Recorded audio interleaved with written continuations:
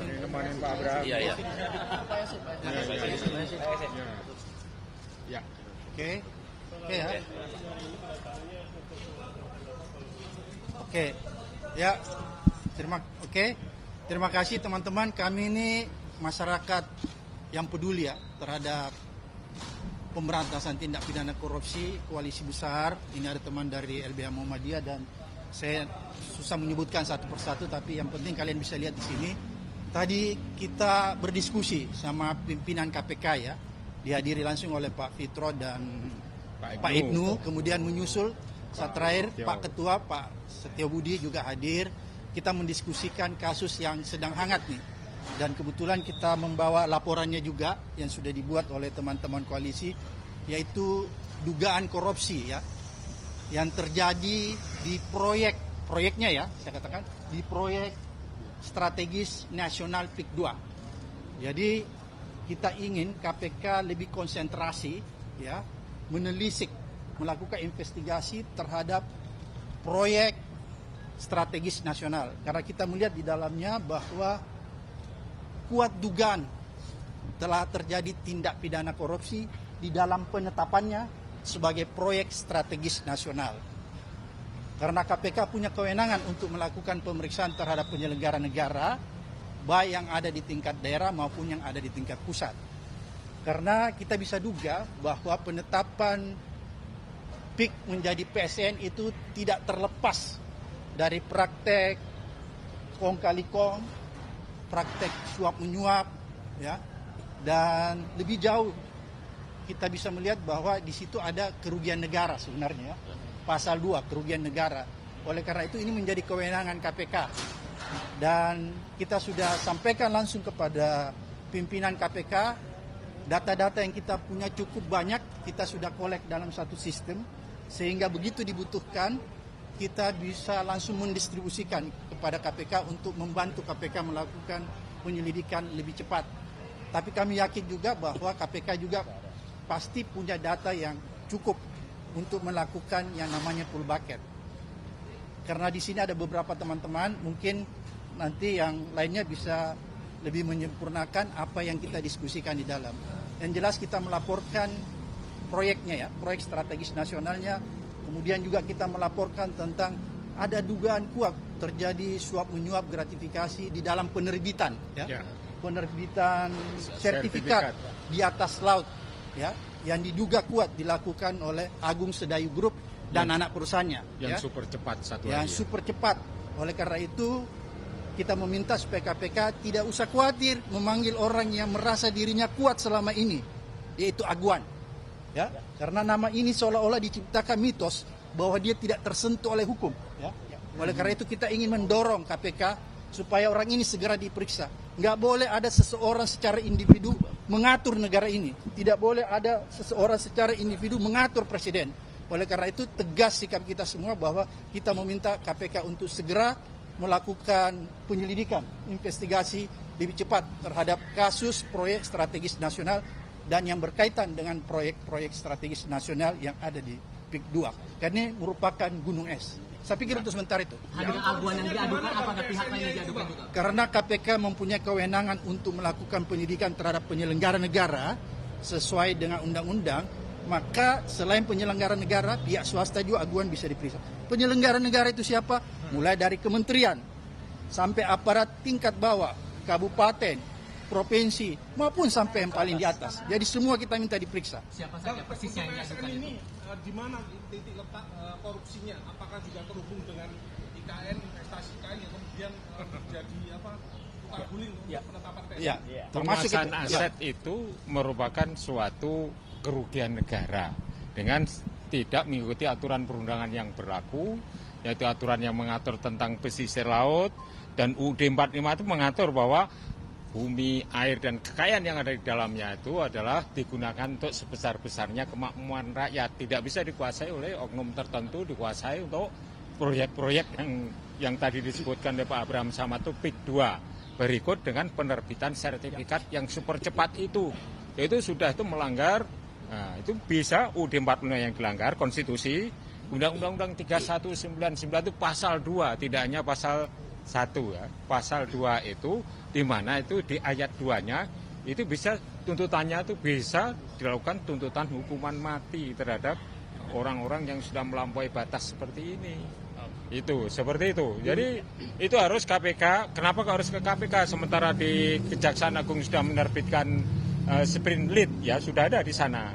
Tapi suatu kasus itu bisa saja ditangani oleh ketiga APH, kepolisian, kejaksaan, kepolisian itu secara concurrent bersama-sama. Jadi jangan kalau di sana udah mulai sprint lead, bisa saja KPK menerbitkan sprint lead pada bidang kasus yang lain yang terkait dengan PIK 2 itu. Nah, sehingga kita yang mendorong, kita memantau terus agar ya kalau ada desakan dari masyarakat itu berbeda dengan dibiarkan. Kasus besar ini yang merugikan rakyat ini harus dipantau terus ini. Pak Saididu mungkin ada. Saya pikir yang kita laporkan adalah pintu masuk untuk membongkar legalisasi perampokan negara yang dilakukan oleh Presiden Jokowi selama 10 tahun. Legalisasinya banyak sekali melalui PSM, penyiaran tambang, pengambilan hutan, perkebunan, lahan dan lain-lain, itu pintu masuknya. Nah, PIK 2 itu adalah puncak gunung es terjadinya kehilangan aset negara yang diserahkan kepada pihak swasta lewat kewenangan yang melebihi kekuasaan yang melebihi kewenangan. Itu yang terjadi. Dan tadi saya meminta kepada KPK sederhana melihat berapa jalan, berapa sungai, berapa pantai, berapa irigasi yang sudah diambil alih oleh PIK 2, apakah ada ganti ruginya ke negara atau hilang begitu saja. Karena sudah berapa kecamatan habis. Jadi itu sederhana, cek di Google Earth, apakah PIK 2 yang ada sekarang itu tidak mengambil laut. Siapa tahu sebenarnya sudah ngambil laut, yang kita persoalkan ini yang rencana diambil. Itu harus diperiksa semua. Kalau memang terjadi, maka itu harus kembalikan negara, dan siapa yang mengambil secara tidak sah, semua yang terlibat itu harus kena sanksi hukum, termasuk yang memberikan izin. Kita harus ingat bahwa saya berpendapat bahwa terjadi rekayasa besar di Pantai Indah Kapuk. 2016 Ahok menyatakan tidak mungkin Jokowi jadi presiden kalau bukan pengembang. 2016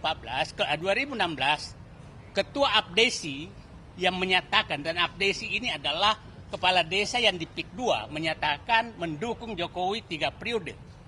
Di akhir masa jabatan Jokowi menerbitkan PSN PIK 2. Jadi sangat susah dibantah bahwa pusat kekuasaan pengendali Jokowi adalah PIK 2. Itu saya pikir kesimpulan yang gampang sekali. Itu saya pikir jadi di KPK, kita berharap KPK udahlah masuk yang jalan sederhana saja, periksa aset negara yang sudah diambil. Jadi confirm yang dilaporkan adalah aguan Jokowi atau ada nama lain? Kasus itu kita laporkan siapapun yang terlibat, mulai kepala desa sampai kepada presiden, ya harus diperiksa semua. Percaya nggak Pak KPK bakal memanggil aduan itu Pak? Berani? Nah, makanya kita semua hadir di sini kawal. Ya. Ini ada tambahan nih. Ya. Percaya nggak? Saya enggak. Oke, terima kasih teman-teman. Saya mau ngasih update dulu ya soal pengaduan kami ke Barreskrim Polri pada tanggal 17 Januari yang lalu, bahwa tadi malam kami sudah bertemu dengan tim dari Barreskrim Polri di kantor PP Muhammadiyah untuk mendalami pengaduan kami. Kami sudah sampaikan secara gamblang terkait dengan siapa dalang di balik pemagaran laut dan soal HGB palsu itu. Dan mudah-mudahan dalam waktu yang cepat Mabes Polri akan segera menetapkan ya dalam kasus pemagaran laut ini, dan sekarang sudah masuk dalam tahap penyelidikan. Itu yang pertama. Lalu yang kedua, terkait dengan kunjungan kami ke KPK, kami juga tadi meminta konfirmasi kepada pimpinan KPK apakah Aguan masih berstatus tersangka dalam kasus korupsi tahun 2016. Itu yang perlu diklarifikasi, karena sejauh ini kami belum mendapatkan update apakah dia statusnya tersangka atau tidak. Karena informasinya Aguan pernah dilakukan pencegahan untuk ke luar negeri. Itu yang kedua. Yang ketiga, saya minta juga kepada KPK untuk segera periksa kembali mantan Bupati Tangerang, Ahmad Zaki Iskandar, karena dia mengatakan bahwa PIK 2 tidak ada hubungannya dengan PIK 1. dulu pernah diperiksa oleh KPK. Jadi sekarang terang benderang bahwa PIK 2 adalah bagian dari PIK 1 dan kami yakin itu sangat terjadi kasus-kasus korupsi di dalamnya. Demikian penjelasan dari kami. Terima kasih. Ya, saya tambahan. Ibrani. Oke, Julius Ibrani PBI. Saya teknis saja karena pertanyaan teman-teman kan teknis. Di mana korupsinya? Sepanjang yang kami perhatikan, beberapa instansi itu tidak pernah mendapati ada proses administrasi, termasuk mendaftarkan sertifikasi lahan dan segala macamnya. Ya, dalam kasus reklamasi Jakarta itu modusnya selalu suap. Dia suap sehingga tidak perlu ada proses di PTSP, tidak perlu ada proses pemeriksaan, tiba-tiba dalam waktu 1 hari sertifikatnya jadi.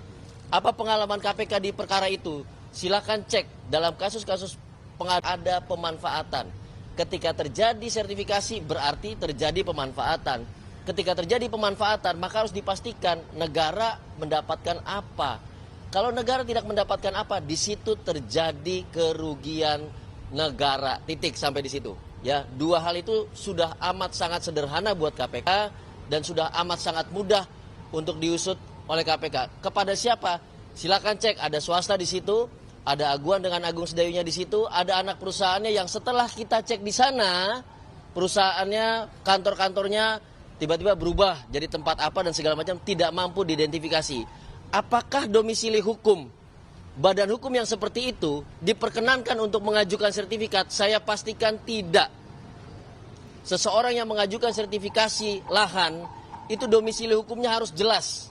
Harus ada pemeriksaan ini kantornya bodong, perusahaannya bodong atau tidak. Tapi setelah kami cek semua berubah, tutup, tidak ada staf dan segala macamnya. Pak Gufron sudah di lapangan. Artinya apa? Ada dugaan, tanda kutip, itu adalah badan-badan hukum yang fiktif yang dipakai sebagai nomini. Di lapangan kami temukan juga bahwa banyak KTP warga tanpa izin digunakan sebagai nomini dari pemilik sertifikat itu. Tanya KPK, istilah nomini ini istilah momok buat KPK. Dia adalah modus untuk mengaburkan korupsi-korupsi yang dilakukan. Jadi ini indikatornya sangat mudah lah bagi KPK untuk memeriksa itu.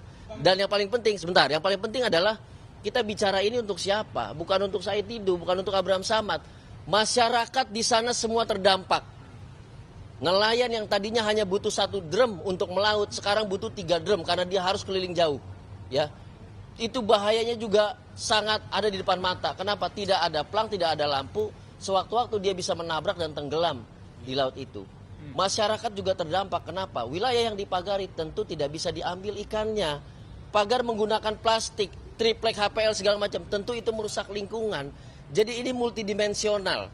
Saya pikir 1 PIK 2 itu ditangani, maka multidimensi yang bisa diberesi oleh negara ini. Makanya ini bukan soal 1-2 orang, ini soal masyarakat, ini soal negara. Jadi kalau Kejaksaan Agung telah menerbitkan penyelidikan, KPK bisa berkoordinasi. KPK bisa mensupervisi apa yang dikerjakan Kejaksaan Agung. Dan bahkan apabila dia tidak berjalan, bisa mengambil alih agar berjalan. Kasusnya apa? Banyak sekali contohnya. Dan kami akan monitor, berjalan atau tidak berjalan, kami akan pasang badan untuk terus bersuara di publik. Gitu. Oke. Hari Jumat ya dia? Hari Jumat. Tadi Pak Said Didu sempat menyebut soal Pak Jokowi. Mohon bisa dijelaskan bagaimana soal pembuktiannya. Tadi kan Pak Said Didu... Gampang, cek Ibu Iriana pernah ke desa Kohot nggak? Cek itu gampang. Ketika dia di desa Kohot, Ketua, siapa yang Pak fasilitasi? Fitro, Itu gampang. Sama Pak Ibnu. Ya, ini Jumat Adinda ya, Jumat.